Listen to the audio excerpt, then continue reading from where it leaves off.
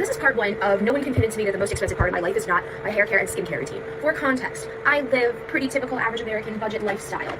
I get nice things when I want to. Here's my skincare and some of my hair care products. It's in a fancy organizer because I decided I wanted a fancy organizer. But, I also have to get one more thing out of the shower. Okay.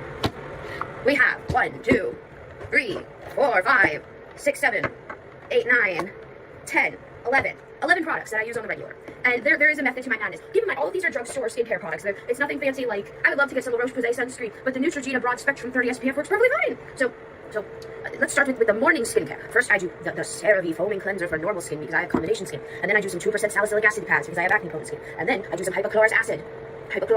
I like the name brand, like the prescription, the RX sort of deal with this. When I was seeing a dermatologist, my acne has since cleared up a lot since then, so I'm like, I'll do the drugstore because I'm not paying $65 every couple months for a bottle of Epicin. And then I use some vitamin C. I highly recommend Else because when I switched over to the CeraVe formula, I was getting like red marks along my skin for some reason, and it might have just been the blend of products I'm using. And then I use some 2.5 benzoyl peroxide stubborn acne stuff in the morning, and then we gotta follow up with the morning moisturizer, which this also has 2% salicylic acid. And then I do my sunscreen. And I know, they're like, you must do 2 pumps on the hand. I'm not putting 2 fingers worth of sunscreen on my face. It feels insane. But big tip, you should honestly get sunscreen that is separate from your moisturizer so that you are putting on enough, even though I'm guilty of not putting on enough. Nighttime routine, Panoxyl. I have used this since I've had acne, since I got it in like 11th grade. Since I was 11, since it became like mainstream popular. This is like the best brand on the market. Get the 10% benzoyl peroxide acne wash.